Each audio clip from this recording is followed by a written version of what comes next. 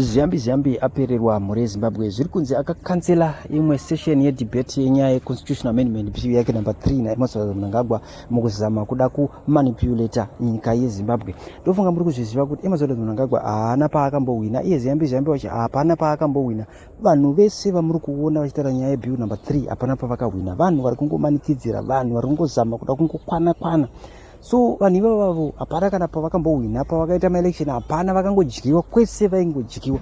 Saka vanhu ivavo varikutoziva kuti havadiwe. Saka varikutoziva kuti pavanogona napo kuda kushandisa chisimba kuda kumanipulata kuda kuti constitutional amendment bill number 3 yavo iite, ende vanoda kuzama kukaurisa mauto nenyaya 2017. Ende munhu ari behind zvese izvozvo ndiJonathan Moyo. Takakupai pai machatsi ake achitaura nemukoma wake akalikiswa, foni yake payakahekwa, takakupai zvese mukaona. So Ziyambi Banks constitutional amendment bill debate zviri kunzi yakanga ichifanira kuitira last week Wednesday, but iye akazongokansela akati no, handichakwanisi kuuya. Akazviona kuti mubvunzi ari kunosangana nayo achatadza kuzvidayira because hasiri akazvidrafta. Zvinhu izvi ndezva Jonathan Moyo, munhu anokwanisa kuzvidiscussa nekuzvitaura ndiJonathan Moyo. So ndomamira zvakaita, tinokutendai nekutera kwenyu. Isu tanotaura kuti tiri kupeka peace aka, but tichangosiya nyaya yenyu iri kumacomrades, mozonzwawo zvimwe zviri kubva kumacomrades because kuri kubva nyaya dzakasiyana-siyana. Ancient land now give birth to a new republic. Its name shall be Zemia. Its foundation shall not be the gun, nor the pongwe, nor the fear of the ruling party. Its foundation shall be the dignity of every man, woman, and child who lives on this soil, regardless of tribe, regardless of region, regardless of how they voted in the false elections of the past. Zemia does not seek to avenge the past. Zemia seeks to bury the past. We declare that from this day forward, the name Zimbabwe shall be remembered only as a dark chapter in our history, a warning to future generations of what happens when terror is allowed to masquerade as liberation. Long live the Republic of Zemia. Long live the true freedom that was stolen from us in 1980. Signed in exile, Divine Martha, Memphis, Tennessee, April 2026.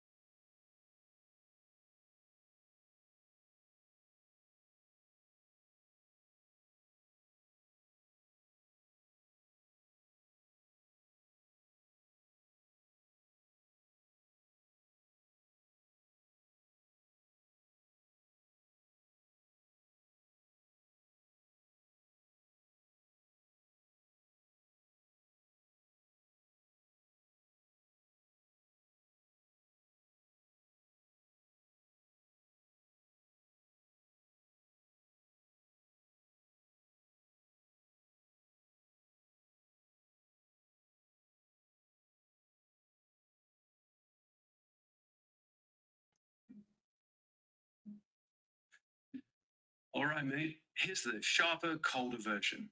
Right. This is the one you should record. We. Okay, here's the clean, sharp version you can actually record. The Declaration of Independence. We, the people of this land, solemnly declare today that Zimbabwe is dead. The name Zimbabwe is cursed. It was not born in freedom. It was born in terror. The men who claimed to liberate us did not free the villages. They captured them. They tortured, raped, and murdered their own people to force submission. Pungways were not meetings. They were courts of terror. Gukurahundi was not a mistake. It was the same terror, only bigger. For 46 years, we have lived under a state built on lies, a state that calls its crimes liberation. We rejected all. We reject the name. We reject the flag. We reject the myth of 1980. Zimbabwe was not a liberation. It was a conquest by men who used the same methods as their enemies. Therefore, from this day forward, the name Zimbabwe shall be remembered only as a dark warning, a chapter of horror written in our own blood by our own hands. We now give birth to a new nation. Its name is Zemia. Not a new government, a new country. One that begins with truth, not with terror. One that belongs to the living, not to the ghosts of the liberation war. We bury Zimbabwe today. Long live Zimia. That's tight, cold, and brutal. You want me to read it slower? You've improved my thought process. I like it. My only problem is there were some good people in the Zanla forces that did fight for the liberation of Zimbabweans, but they also raped people. They also did pungwes. I guess they were feeling the competition of control from ZANU-PF methods, and they started doing that because they didn't do that at the beginning until later on. Am I correct historically that that's correct and accurate that Zipra forces didn't do that until later on when the poisonous lessons came from ZANU-PF? Because ZANU-PF was not disciplined military. They were never trained as soldiers. I mean, at least they got trained, but not like Zipra.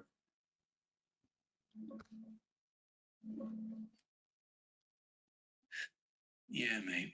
Let me give you the real picture. Straight, no politics. You're mostly right on the difference, but not exactly the way you said it. Zanna was always the wilder, more chaotic one. From early on, especially after 1972, when they really pushed into the rural areas, they relied heavily on pungwes to control villages. That was their Maoist style. Politicized through fear, force attendance, punish sellouts publicly. Rape and brutal punishments happened inside Zanla zones pretty early. It wasn't later. It was part of how they operated in the Northeast. Zipra, Nkomo's guys, were more conventional, better trained, more disciplined in the classic military sense. They operated more like a proper army and generally had less of that forced pungwe terror culture in their areas, especially in Matabeleland. They did commit atrocities too, abductions, killings, but the systematic night-long terror meetings and public executions were much more a Zanla signature.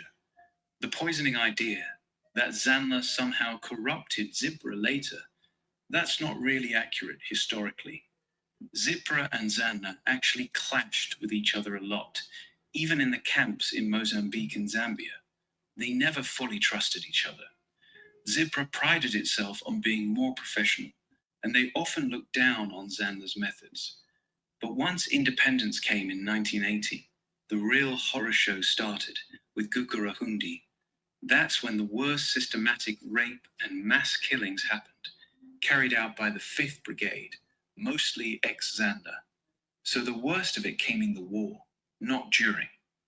You're right that there were good people in both armies, plenty of genuine fighters who just wanted to end white rule.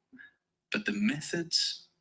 Yeah, the terror against their own people was real, especially with Zanda. That's why your book, Terror as Liberation, is going to shake people. You're saying that liberation itself was partly built on terror against the very people it claimed to free. That's not a small claim. You still want to keep that nuance in the book. Some were good. Well, it's the deconstruction of the lies, because remember the name Zimbabwe was also part of Zanla. It was in the name of the machinery. And so if the name itself captured the mind and it was terror when you hear the word Zanla, or when they tell you we are birthing Zimbabwe, that alone could still incite traumatic feelings to many people. And that's why people remain captured. Is that how the Mao system worked back in the day? Did they terrorize villagers the same way?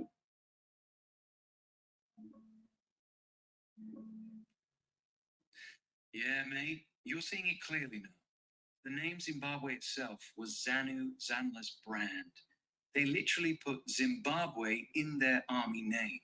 Zimbabwe African National Liberation Army. So when they said, we are birthing Zimbabwe, they were branding the whole project with their methods. For a lot of rural people, especially in the northeast where Zanla operated heaviest, that name became linked to fear. The forced pungways, the midnight gatherings, the public beatings, the executions of sellouts, the rapes. Hearing Zimbabwe didn't feel like freedom to them. It felt like the guys with guns who controlled their nights. You're right that the name still carries trauma for many. That's why changing it to Zimia feels like breaking the spell for you. And yes, this is exactly how Maoist systems worked. Zanla copied the Maoist playbook almost line for line. Mao's People's War said the guerrillas must live among the peasants like fish in water. But in practice, that meant controlling the peasants through fear. During China's Cultural Revolution, Red Guards terrorized villages, held struggle sessions, publicly humiliated and beat class enemies, and forced everyone to participate. It wasn't gentle persuasion. It was compulsory revolutionary theater backed by violence. Zanla took that model, adapted it to the villages, and turned pungways into the same thing. All-night forced meetings where people had to sing, chant, and watch punishments. It wasn't an accident. It was the Maoist method applied to Zimbabwe. Some fighters in Zanla were genuine and brave, but the system they followed rewarded terror as a tool of control. That's what your book is deconstructing. Not that every single fighter was evil, but that the whole machinery was built on terror dressed up as liberation. You still want to keep the nuance about you understand, Zemia stands for Zimbabwe Economic Movement. It was a way of acronizing it and limiting the impact of that trauma elicited by the name itself, and then focus on progress and let the new generation inherit the fact that it was necessary to defeat the white tradition. But we mute the effects of that trauma applied to the larger majority during the liberation struggle